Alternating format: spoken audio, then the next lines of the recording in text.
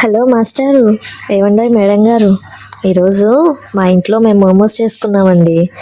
అయితే అది ఎలా చేసుకున్నామో ఇప్పుడే చూపిస్తాను. అందరి వీడియోలోకి వచ్చేసి చూసేయండి.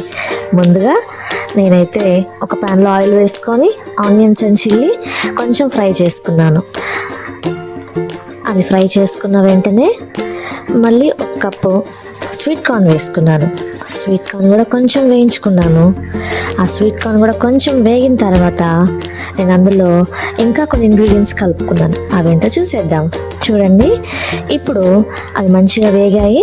ఇప్పుడు ఆలూని చిన్న చిన్న పీసెస్గా కట్ చేసుకొని అందులో వేసేసుకున్నాను.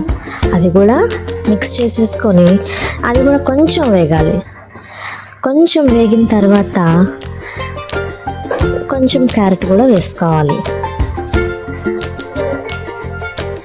చూసారండి, క్యారెట్ కూడా వేసేసుకుంటున్నాను నేను.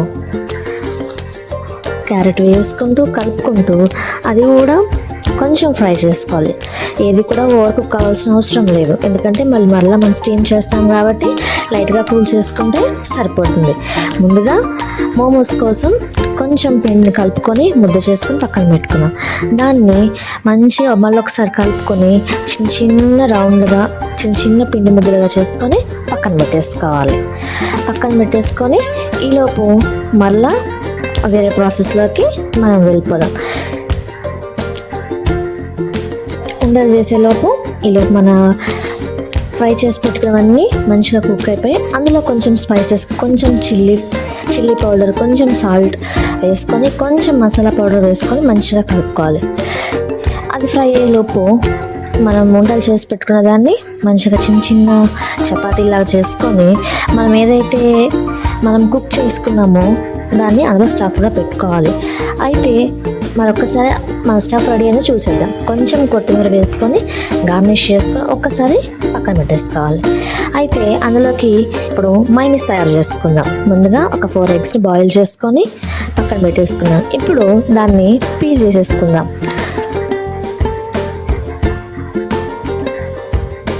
పీల్ చేసుకున్న ఎగ్స్ని మైనీస్గా చేసుకోవాలంటే ముందుగా ఎగ్స్ని కట్ చేసుకొని మిక్సీ జార్లో వేసుకోవాలి. మిక్సీ జార్లో వేసుకున్న తర్వాత కొంచెం సాల్ట్, కొంచెం షుగర్,